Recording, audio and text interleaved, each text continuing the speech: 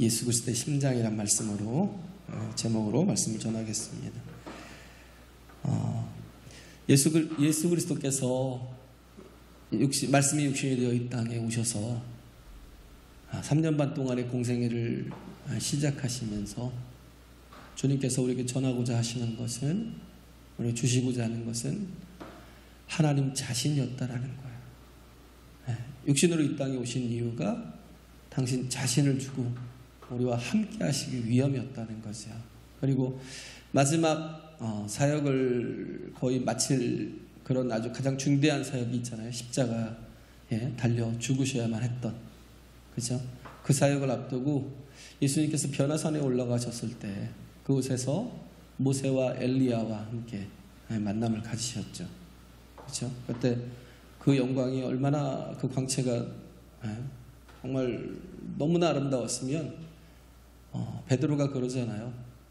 여기다 초막셋을 짓고 하나는 주를 위하여, 하나는 모세를 위하여, 하나는 엘리야를 위하여 하사이다 하면서 기뻐했는데, 주님은 당신은 모든 영광을 다 포기하고 내려오신 분이에요. 그리고 가장 낮은 곳에 종의 형체를 가지고 오셔서 죽기까지 하나님의 뜻에 복종하시는 것은 우리를 사랑하시고 우리를 찾으시기 위함이라는 겁니다. 할렐루야. 그래서 우리와 하나됨을 이루는 온전한 공동체, 우리는 주님의 몸된 지체들이잖아요. 우리가 교회로서 살아간다는 게 얼마나 큰 의미인가. 우리가 정말 알아야 될 것은 우리는 온전한 그리스도의 몸으로서 유기체적인 기능을 해야 되는 거예요. 그래야 주님이 우리 안에, 우리가 주님 안에 거하시는 그런 복된 삶이 이루어진다는 거예요. 그래서 제가 구조에 대해서 잠깐 얘기를 했었는데, 주중에 어떤 구조나 형식이 어떻게 보면 별거 아니라고 생각을 할 수가 있어요. 내용이 중요하지 무슨 형식이 중요하고 구조가 중요해? 라고 생각할 수 있어요. 그렇지만 그 구조 속에서 우리가 만들어져 가고 변화돼 가고 또 새로워질 수 있다는 거죠. 어떤 건축가가 그런 말을 해요. 인간이 집을 짓지만 그러나 나중에 보면 그 집이 인간을 조금씩 바꿔가더라는 거예요. 사람이 어떤 틀을 만들고 시스템을 만들고 어떤 프로그램을 만들고 그렇게 해서 사람이 모든 걸 이렇게 통제하게 되지만, 그런 걸 만들지만, 그러나 나중에 보면 그 시스템이, 그 프로그램이 사람을 바꿔가는 거죠. 조금씩 변화시켜가는 거예요. 그런데 우리에게는 하나님이 주신 시스템이 있어요. 그게 뭐냐면 말씀이라는 겁니다. 할렐루야. 말씀이라는 거예요. 말씀이라는 그 시스템이 우리에게 주어진데, 이건 인간이 만든 게 아니잖아요. 하나님이 주신 거. 그렇죠? 그 합력하여 선을 이루시는 하나님의 그 깊은 뜻이 있어요. 우리는 이를 믿고 그 말씀을 의지해서 따라가는 거예요. 말씀을 따라 살아가는 게 진정한 신앙이라는 거예요. 믿음이라는 거예요. 환경과 형편과 처지를 따라가는 게 아니라는 거예요. 온전히 우리에게 주신 귀한 말씀, 그 말씀이 내 발의 등이 되고 내 길의 빛이 될 수 있는 그런 삶을 우리가 살아가고 우리가 행해 나갈 때 우리 인생이 아름답게 변화될 수 있다는 겁니다. 그래서 예수님도 그 말씀이 육신이 되어 오셨지만 예수님도 자신이 원하시는 삶을 살지 않았어요. 오직 하나님의 뜻을 이루기 위해서 사셨다라는 거예요. 자신의 영광을 위해 살지 않았다라는 거예요. 얼마든지 영광을 얻을 수 있잖아요. 많은 무리들이, 군중들이 그의 이적과 기사와 표적을 보고, 오병이어의 이적을 보고, 그렇잖아요. 바람과 바다도 잠잠케 하시는 그가 하나님이심을 깨닫고 많은 이들이 따랐지만, 그러나 예수님은 그 무리, 그 군중들, 그것에 연연하지 않으셨다는 거예요. 그가 세상에 오신 이유는 하나예요. 아버지의 뜻을 이루기 위해서. 할렐루야. 아버지의 뜻을 이루기 위해서. 우리도 내가 항상 중심이 되고 내가 주인이 되는 삶을 살면요, 내 뜻을 이루기 위해서 신앙생활을 하는 경우가 많아요. 내 뜻이 항상 이렇게 앞서 있고 내가 주인되어 있기 때문에 우리 하나님 앞에 이렇게 순종하기가 쉽지 않아요. 신앙생활 오래 했음에도 불구하고 자기의 뜻을 꺾지 않아요. 자기 뜻을 내려놓지 않아요. 늘 내가 주인이 되고 하나님은 그냥 나를 돕는, 내가 이만큼 하면 하나님께서 내게 복을 주셔야지라고 생각하는, 이걸 참 벗어나면 좋겠는데 이 순종의 신앙이 참 힘들어요. 몇십 년을 믿어도 안 돼요. 자기 뜻이 항상 앞서 있으니까, 하나님을 절대 신뢰하지 않으니까. 그러니까 가장 어려울 때, 힘들 때, 뭔가 막 환난이 있고 위기가 있을 때, 그때는 정말 하나님 붙들어야 되니까 그때나 필요한 하나님, 평안할 때는 하나님 죽어도 찾지 않는. 모세와 엘리야를 주님이 만나셨는데 엘리야가 그랬어요. 엘리야가 디셉 사람이잖아요. 촌놈이에요. 근데 그 이스라엘에 19대 왕이 있었지만 그 중에서 가장 악한 왕이 누구냐면 아합이에요. 아합이라는 가장 악한 왕이 바알과 아세라를 들여오고 그들의 선지자들을 먹여 살리고 그들을 위해서 신학교를 만들고, 그래서 하나님의 백성들을 다 타락시켜버리고, 바알이 뭐예요? 바알이 풍요의 신이에요. 내가 원하는 걸 들어주는 신, 마치 로또의 신, 풍요의 신. 그죠? 우리의 소원이 뭐예요? 로또에 당첨되는 거. 이제는 그런 거 좀 버려야지, 우리도. 비의 신. 그죠? 농경신. 그러니까 내 모든 것을 다 이뤄줄 수 있는 신. 그게 바알이에요. 우리가 지금 하나님을 섬긴다면서 바알을 하나님을 섬기는 사람도 있어요. 내 뜻을 이루고자. 아세라는 또 뭐예요? 다산의 신. 옛날에는 농경신 자녀를 많이 낳아야 그게 또 정말 힘이 되잖아요. 농사도 지어야 되고, 땅도 넓혀야 되고. 그러니까 자식이 많은 게 또 옛날에는 큰 힘이 됐잖아요. 그래서 다산의 신. 그렇게 하나님을 잘 믿었던 이스라엘, 하나님으로 인하여 복을 받고 하나님으로 인하여 그 기업을 얻었던 사람들인데도 불구하고 그들에게 바알과 아세라가 들어올 때 너무나 거부감 없이 그들을 받아들이는,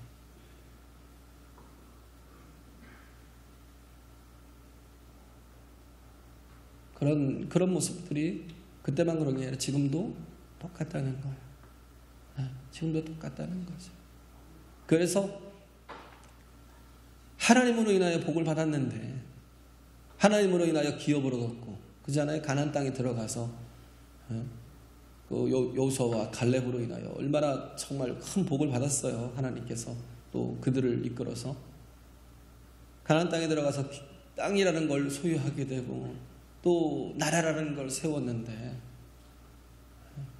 그런데 그랬던 그들이 하나님을 떠나서 부유한 것 때문에 바빠요. 나는 장가도 가야 되고, 나는 소도 사야 되고, 나는 밭을 샀으니까 농사도 지어야 되고, 다 바빠요. 그래서 하나님을 떠나는, 오히려 복이 하나님을 떠나게 만드는 그런 삶이 되는 그런 시대가 지금 또 똑같이 이루어지는 거죠. 마치 우리가 아합과 같은 강팍한 마음, 악한 마음, 그런 마음을 가지고 하나님 앞에 제가 참 부족한 게 많은 것 같아요. 참 부족한 게 많은 것 같아요. 제가 이 코로나 때문에도 우리가 두려움에 있잖아요. 어떻게 보면 믿음으로 가지 못하면, 내가 이걸 결단하지 않으면 이게 예배가 어떻게 보면 중단될 수도 있죠. 어떻게 보면 그러잖아요. 그러나 하나님께서 이스라엘 백성들을 애굽에서 건져내서 광야로 이끄시는 건 그들을 예배자로 세우기 위함이라고. 중요한 거거든요. 출애굽기 19장에 보면 나오잖아요. 예배자로 세우기 위해서 복을 주신 거예요.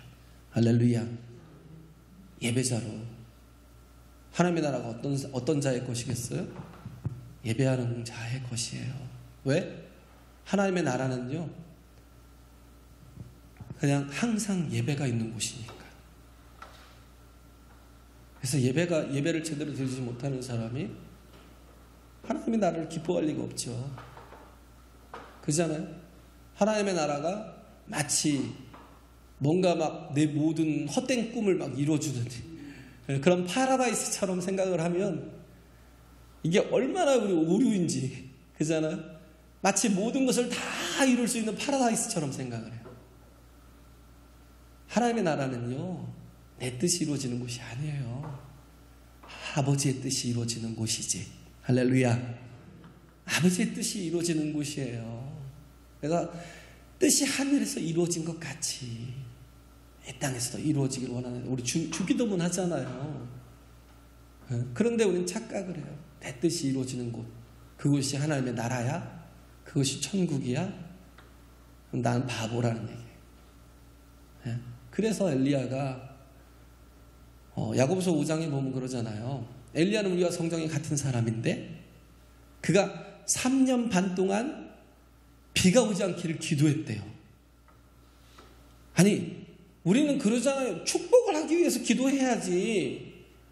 아니, 어떻게 저주를 하는 거야? 그게 저주예요? 하나님을 떠난 게 저주예요.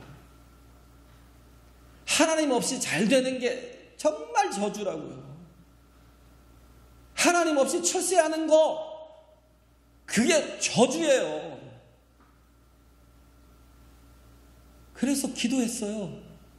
이스라엘이 망하기를, 저들이 망하기를.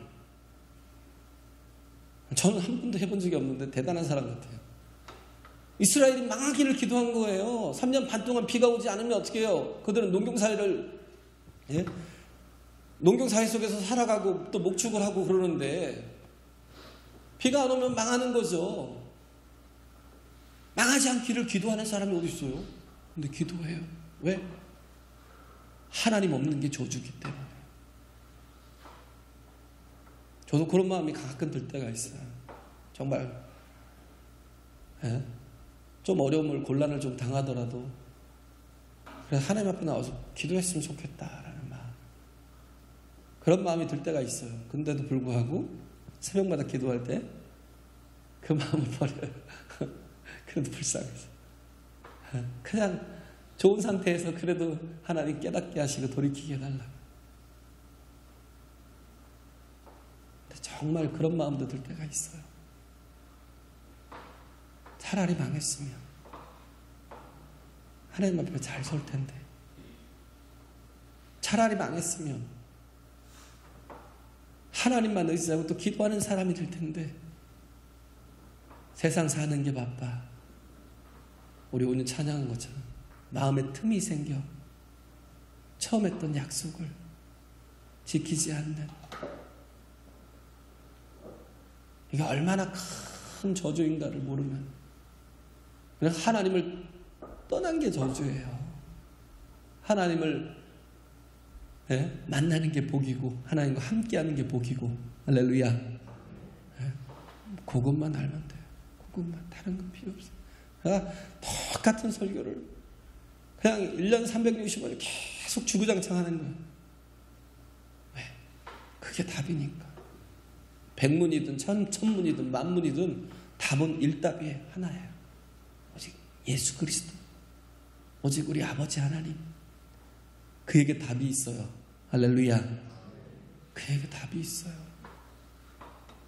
그래서 3년 동안 비가 오지 않기를 기도했는데, 근데 야고보서나 또 예수님 말씀하시기는 3년 반이라고 하더라고요. 3년 반. 근데 그 고통이 엘리야에게는 없었겠어요? 엘리야에게도 똑같이 있는 거예요. 3년 반 동안 비가 오지 않는 그 고통이 엘리야에게도 그대로 임해갖고 어떻게 해요? 그리시네가에서 까마귀가 고기를 갖다 물어다 주는 걸 공개받고 그 그리시네가에 시냇물을 마시고 잠깐 버텼는데 비가 오지 않으니까 말라버리는 거예요. 더 이상 잊지 못하는, 정말 너무나 정말 끔찍한 그 삶이 본인 앞에도 시작되는 거예요. 그런데 하나님께서 어디를 보내요?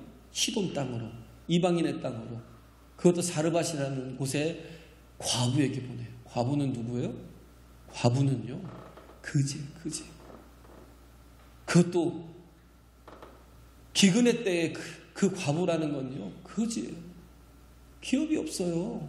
이스라엘만 그런 게 아니에요. 그 가부장 자체가 뭐냐면 그 남편이 있어야 기업이 있는 거예요. 근데 아무것도 없는 거예요. 그건 거지예요. 그런데도 불구하고 하나님께서 보낼 사람이 없어요. 어디에다 보낼 데가 없어요. 얼마나 보낼 데가 없으면 과부한테 보내겠어요.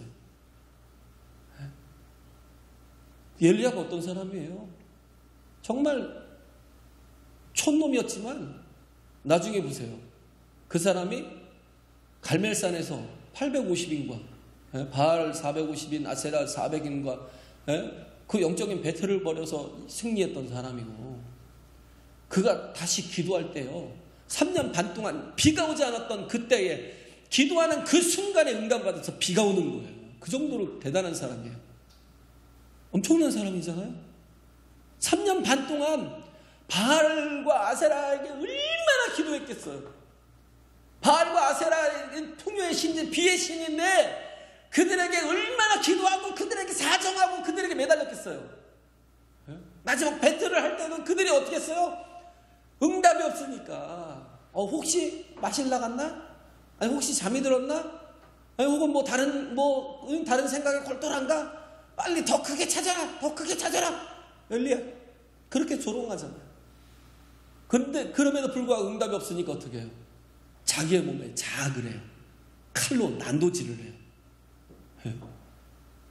그 피를 보면 옆에 사람들은 또 같이 막 자학을 하면서 어떻게 해요? 막 더 미친 듯이 막 무당 뛰듯이 뛰는 거예요. 그런데도 불구하고 응답이 없어요. 왜? 참신이 아니니까, 가짜니까, 없으니까. 존재가 없잖아요. 존재가 없는데 인간이 만들어 놓은 허상이잖아요. 내가 잘 먹고 잘 살겠다고 만들어 놓은 신이잖아요. 우상이잖아요. 그런데 그 앞에 내가 몸부림을 치고 열광을 하고 미친 듯이 뛰어도 응답하지 않아요. 그런데 엘리야는요, 거기서 물을 붓고 또랑을 파갖고 물에 그 또랑이 가득하잖아요. 물이 얼마나 귀해요. 그때 3년 반 동안 물의 가치는요, 황금보다 더 귀한 가치인데 그거를 4통을 가지고 3번이나 때려 붓게 만든 거예요. 다 갖고 와라. 부어라. 비를 내려달라는데, 비를 내리는 그런 제사를 하기 위해서 뭐 하는 거예요? 불을 내려달라는 거예요. 반대로. 누가 응답하고 누가 참신인지 보자. 니네 바알이 참 하나님인지 우리가 섬기는 여호와가 하나님이신지 한번 해보자. 그럴 때 그 배틀에서 승리하고, 그리고 바로 갈멜산 꼭대기에 올라가서 기도할 때에 하나님이 그에게 응답하시잖아요. 할렐루야. 응답하시는데 그런 정말 그렇게 3년 반 동안 오지 않았던 그 비가 그가 기도하는 그때에 딱 오는 거예요. 얼마나 큰 선지자예요. 모세와 엘리야잖아요. 그렇잖아요. 율법 그럼 모세, 선지 그러면 엘리야잖아요. 세상에 둘도 없는 사람이잖아요. 그런 사람이 어떻게 했어요? 불병거를 타고 죽지도 않고 승천했어요. 엄청난 사람이죠. 죽지도 않고 승천했던, 모세도 죽었지만 그러나 그 사람은 죽음을 맛보지 않고 승천했던 사람. 어마어마한 사람이에요. 우리와 성적이 같은 사람인데 정말 큰 차이가 있었던, 그랬던 사람이지만 그 기근 속에서 어떻게 했어요? 우리와 똑같은 고통을 당하고, 근데 오직 하나님이 보내실 데가 없으면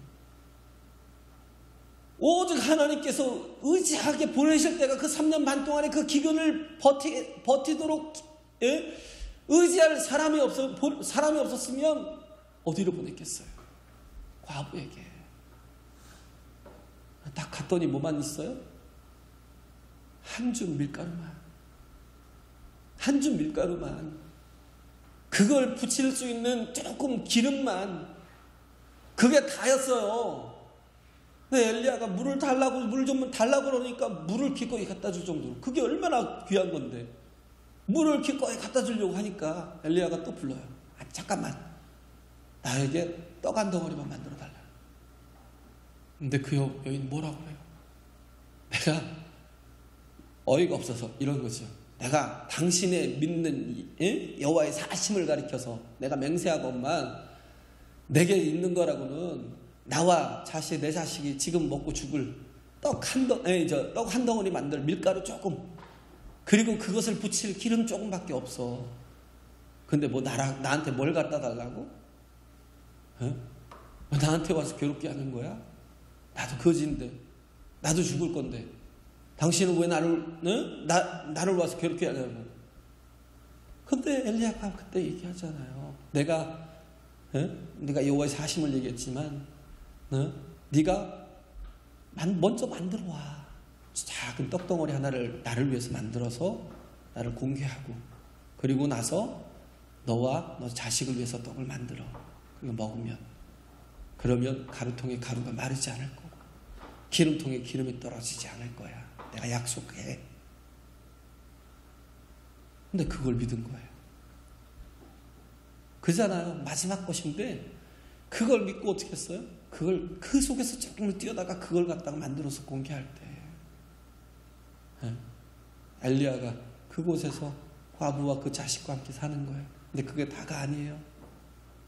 엘리야가 처음부터 그렇게 대단한 선지자가 됐던 게 아니에요. 하나님께서 어떻게 했어요? 계속 3년 반 동안 연단시킨 거예요. 그를. 계속 그 과정 속에서 얼마나, 우리가 보면 3년 반의 그 과정이, 전체의 과정이 나오지는 않았지만 얼마나 크게 연단했는가. 두 가지 사건이 나오는 게, 하나는 과부의 그걸 받아먹는 거야. 또 하나는 자식이 죽어버린 거예요. 원망하기 시작하잖아요. 당신이 왜 하필 나 같은 년한테 와가지고 왜 내 죄가 생각나게 해서 내 자식을 죽게 만드는 거야. 원망하잖아.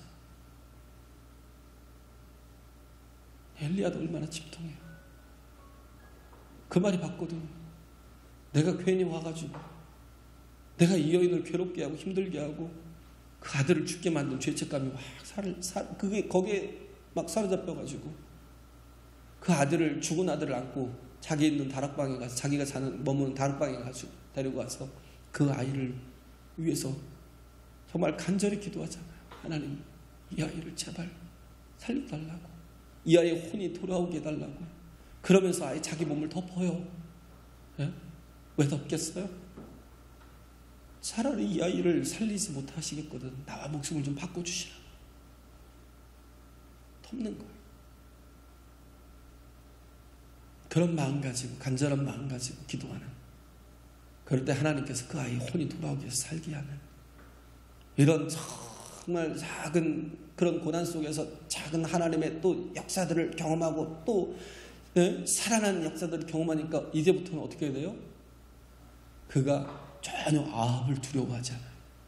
대단한 철권 통치를 했던 아합인데도 불구하고 그 앞에 나가서 배틀하자. 다 데려와. 다 데려와. 사람들은요, 그럼에도 불구하고 방관자들이었어요. 그럼에도 불구하고요, 너희들은 왜 바알과 하나님 사이에서 그렇게 갈팡질팡하냐고 할 때도 아무 대답도 하지 않았어. 네가 증명을 하는 거야. 네가 증명해서 네가 만약에 그러면 내가 믿겠다는 거죠.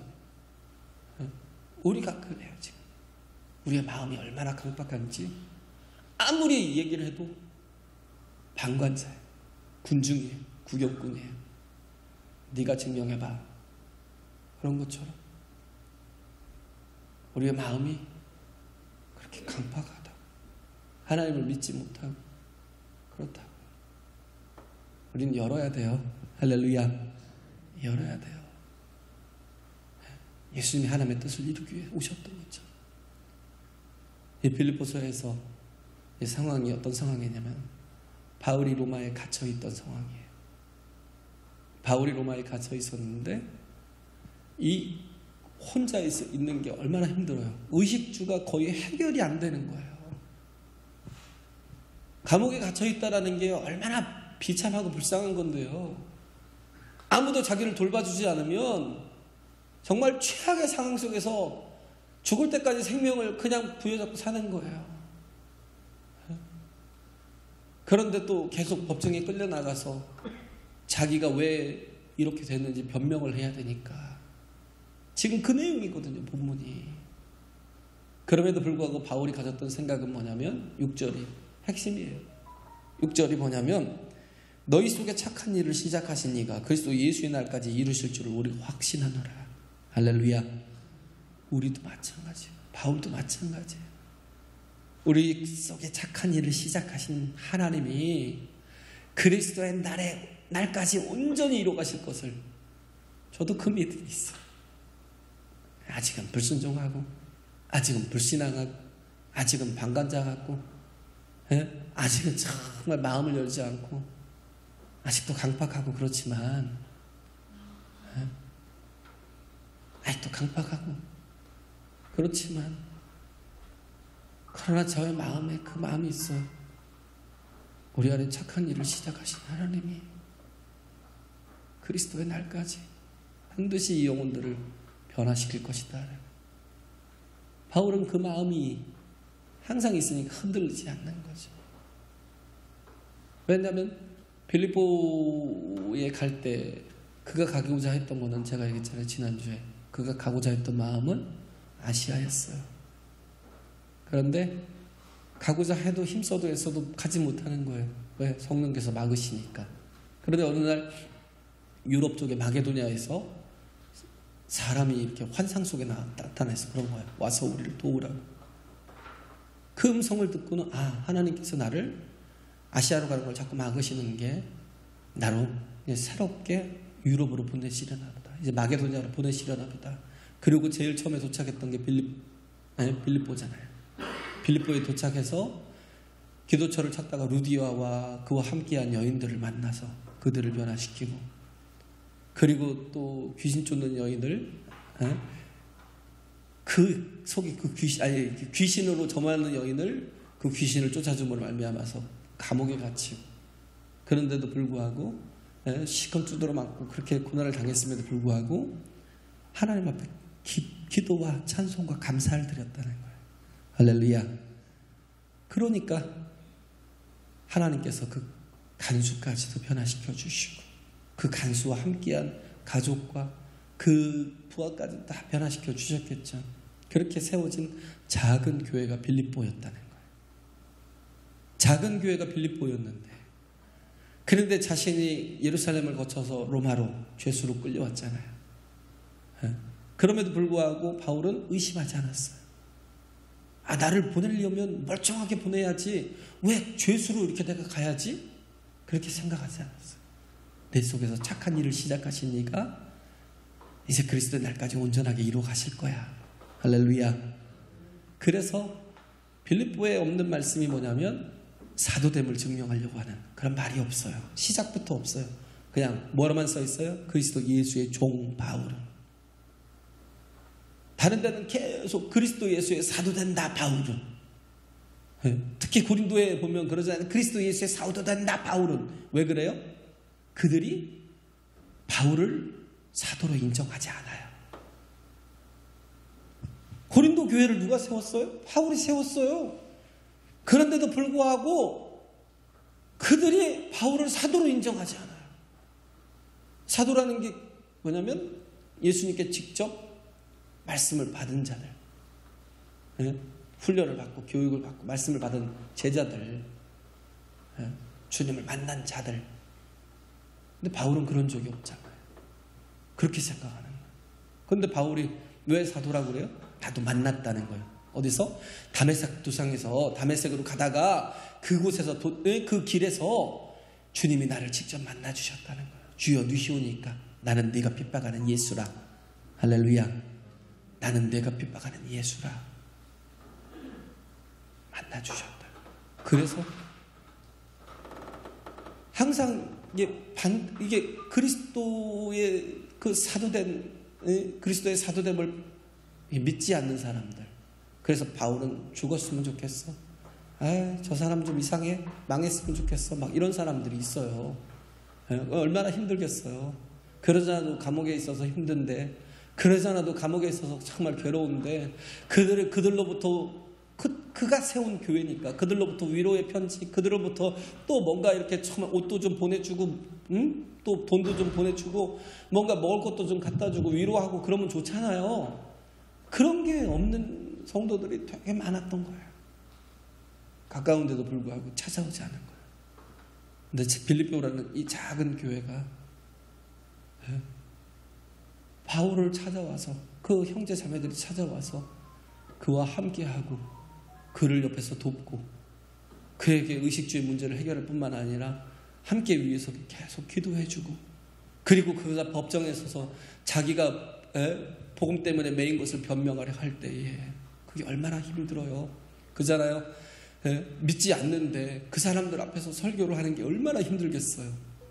자기 자신이 왜 그렇게 죄수가 돼서 여기 와서 내가 지금 왜 이렇게 있는지 그것을 변명하는 게 너무나 힘든데, 그 법정에 찾아와서 같이 기도하면서 그에게 힘을 북돋아주는 그 공동체, 믿음의 공동체, 그런 정말 사랑을 줬던. 그래서 뭐예요? 너희가 내 마음에 있다는 거예요. 너희가 내 마음에 있어. 내가 힘들고 어렵고 나도 정말 사랑이 필요하고 위로가 필요한데, 그런데 너희들은 그 정말 작은 힘을 가지고도 나를 위해서 정말 돕기를 애쓰고 힘쓰고는 그 마음이 이제는, 그래서 너희들이 내 마음에 있다라는 거예요. 그리고 내가 그리스도의 심장을 가지고 너희를 사모한다. 빌립보에 있는 영혼들, 그들이 헌금을 모아서 돕고 있으니까 와 있는 사람도 있고, 그래서 내가 너희를 그리스도의 심장으로 사모한다라는 거예요. 그리스도의 심장이 무슨 말이에요? 예수의 심장이라는 게, 우리가 몸의 장기 중에서 가장 핵심이 되는 게 심장이에요. 그죠? 우리는 다 인정하잖아요. 몸의 장기 중에서 가장 핵심이 되는 심장이 멎어버리면 죽은 거예요. 끝난 거예요. 살아있는 게 아니에요. 그렇기 때문에 우리가 맹세를 할 때 심장에다 손을 놓고 맹세를 하잖아요. 나의 목숨을 걸고 맹세하는 거예요. 목숨을 걸고, 그죠? 목숨을 걸고 맹세하는 거고. 그리고 뭐야? 굉장히 마음이 아플 때, 막 진짜 힘들 때 뭐라고 그래요? 심장이 터질 것 같아. 느껴요, 진짜. 심장이 터질 것 같은 걸 느껴요. 그런데 바울이 나의 심장이라고 안 하는 거예요. 누구의 심장이요? 그리스도의 심장. 왜? 이 그리스도의 마음이 가장 완전하기 때문에. 할렐루야. 그리스도의 사랑의 마음이 가장 완전하기 때문에. 그래서 우리를 위해서 십자가 지시고 예수님이 기꺼이 자신의 목숨을 내어주고 죽으실 때, 그 군병이, 로마 군인이 예수님의 옆구리를 확 창으로 찔렀을 때 물과 피가 와르르 쏟아지는 것은, 어떤 한 내과 의사가 그러더라고요. 그것은 예수님의, 우리의 죄를 바라보신 예수님의 심장이 터져버렸다. 당신이 십자가에 달리심으로 우리의 죄가 얼마나 처절한지 그걸 느끼시는 거예요. 죽어가면서도, 당신이 죽어가면서도, 나를 위해서 죽어가면서도 뭘 느낀 거예요? 나의 죄에 대해서 느끼고 계신 거예요. 오죽하면 심장이 터진 거라. 그렇게 하나님은 우리를 사랑하셨어요. 할렐루야. 그렇게 하나님은 우리를 원하고 기뻐하셨다는 것, 우리를 살리길 원하셨다는 것. 이 땅에서 이 육신 자꾸 낡아지잖아요. 자꾸 병이 들고 뭐 얼마나 간다고요. 그렇잖아요. 우리에겐 정말 중요한 것은 내 영혼이에요. 이 육신은 어떻게 해요? 쓰다가 버려요. 다 버리잖아요. 버리면 뭐 그냥 화장터에 가서 확 죄로 그냥 뿌려버리잖아요. 아무것도 아니에요. 근데 별것도 아닌 곳에 모든 걸 목숨을 다 걸어요. 근데 우리 영혼을 위해서는 아무것도 안 해요. 내게 가장 필요한 게 내 영혼인데, 내가 정말 만나야 될 분을, 정말 내가 이 육신을 가진 동안에 만나야 되는데, 그리고 우리가 주 앞에 부름받은 이유가 목적이 뭐예요? 예배하는 자, 기도하는 자. 할렐루야. 우리가 정말 기도하고 예배하고 하나님 앞에 하나님과 하나님의 임재 속에 살아가는 거 하나님이 가장 원하시고 기뻐하시는 거잖아요. 그래서 그리스도의 날까지 이루기를 바라는 게 바울의 마음이었어요. 우리가 지금 그 빌립보 교인들이 아직은 부족하다라는 거예요. 아직은 연약하다라는 거예요. 그들이 사랑을 가지고 위로를 하고 그들이 정말 헌신을 하면서 나를 돕지만 그러나 그 사랑에 뭐가 있어야 돼요? 정말 하나님께서 지극히 어떤 선한 것을 분별하는 지식과 모든 총명으로 점점 더 풍성하게 하사. 지식도 있어야 돼요. 지식이 뭐예요? 말씀이에요. 세상 지식 말고요. 지식과 총명이라는 게 뭐예요? 어떤 것을 분별하고 선택하고 판단할 능력. 어떤 분이 그러더라고요. 인간은 하루에 200번에서 300번 계속 선택을 하면서 하는 거예요. 믿음의 선택이라는 건 뭐냐면 내가 그런 모든 선택의 순간에서 하나님이라면 어떻게 하실 것인가? 주님이라면 어떻게 하실까? What do Jesus do? 주님이라면 어떻게 하실 건가? 그걸 보고 판단하고 선택할 수 있는 나의 기쁨이 아닌 주님의 기쁨을 가지고 정말 종된 삶을 살아가는 이게 총명이에요. 할렐루야. 주님이라면 어떻게 하실 것인가를 묻고 그래서 기도하는 거죠. 왜? 내가 부족하고 연약하니까 하나님 지혜를 달라고 하나님 능력을 달라고. 왜? 나의 판단은 항상 흐리니까 하나님 도와달라고. 제가 그래요. 저는 진짜 말주변이 없으니까 항상 여기에 설기가 늘 항상 처음 서는 것 같아요. 불안하고 좀 불편하고. 네? 항상 그래요. 그런 마음이 너무 많아요. 그냥 떨려요. 솔직히 저는 그게 안 돼요. 늘 항상 부족하기 때문에. 그래서 기도부터 해요. 주님 도와주세요. 하나님이 함께하지 않으면 난 아무것도 못해요. 그 기도부터 하고 계속 앉아서 기도하는 게 그거예요. 내가 뭘 할 수 있어요? 하나님 도와주셔야죠. 네? 네, 바울이 그들에게 구하는 게 그 사랑은 영원하다고 했잖아요. 가장 영원한 걸 붙들고 가야 되는데 거기에 뭐가 필요하면 지식과 총명이. 할렐루야. 네? 총명 이게 풍성하여지고 그리고 뭐요? 지극히 선한 것을 분별하며 또 진실하여 허물 없이 그리스도의 날까지 이루고. 우리에게 필요한 게 진실함이에요. 라삐가 한국에 와서 강의를 할 때 물었어요. 어떤 기자가 물었어요. 당신네들은 노벨상도 타고 당신들은 정말 세계를 막 쥐락펴락 하는데 자식들을 어떻게 잘 교육을 시키는지 그 방법 좀 알게 해달라고.